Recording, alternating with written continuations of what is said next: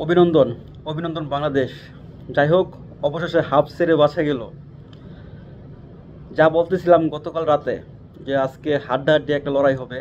কারণ এবারে যে বাংলাদেশ এবং শ্রীলঙ্কা দুদলই 50-50 জয়ের চান্স ছিল আজকে, এবং দুইটা টিমই সেম ক্যাটাগরির টিম।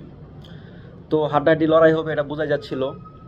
যাই হোক, ফাইনালি বাংলাদেশ আজকে ম্যাচটা জয়লাভ করেছে, এবং পরবর্তী রাউন্ডে যাওয়ার জন্য যে মেন বাধা ছিল শ্রীলঙ্কা, সেই শ্রীলঙ্কাকে হারিয়ে এখন বাংলাদেশ কিন্তু দ্বিতীয় রাউন্ডে যাওয়ার জন্য এক পা এগিয়ে গেল।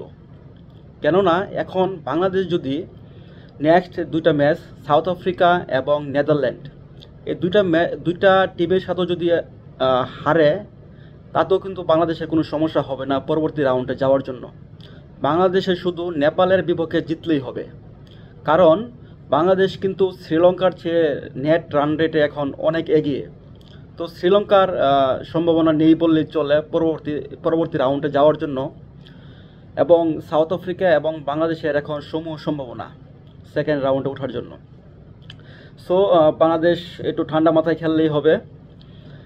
এবং আজকে অবশ্যই আমি থ্যাংক ইউ দিব আজকের যে ম্যাচের টার্নিং পয়েন্ট, তাওহিদ হৃদয় অনিন্দু হাসারাঙ্গার বলে পরপর 3 বলে 3টা 6, যেটা কিনা ম্যাচের টার্নিং পয়েন্ট ছিল, এবং ম্যাচটা ঘুরে যেতে এটাই যথেষ্ট ছিল।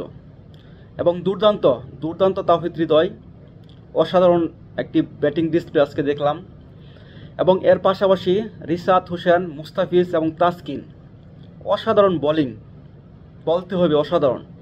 এবং ফাইনালি মাহমুদুল্লাহ রিয়াদ, যার হাত ধরে আজকে এই অসাধারণ একটি বিজয় আমরা দেখতে পেয়েছি। অবশ্যই ধন্যবাদ মাহমুদুল্লাহ রিয়াদ, দ্য সাইলেন্ট কিলার।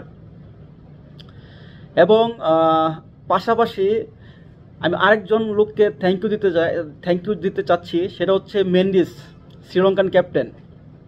এই মেন্ডিস যদি লাস্ট মুহূর্তে এসে রিভিউ না নিত, তাহলে কিন্তু ওই বলটা আম্পায়ার নো দেয় নাই, এবং আমরাও একটা এক্সট্রা বল পাই না। অবশ্যই বলবো যে একটা মারাত্মক ভুল করছে মেন্ডিস এই লাস্ট মুহূর্তে এসে। মেন্ডিস যদি রিভিউ না নিত, তাহলে কিন্তু আম্পায়ার এটা নো দেয় না, এবং এই মেন্ডিসের রিভিউ নেওয়ার কারণে উল্টো কিন্তু বাংলাদেশ সুবিধা পেয়েছে। যাই হোক, শুভকামনা বাংলাদেশ, এগেইন কংগ্রাচুলেশনস।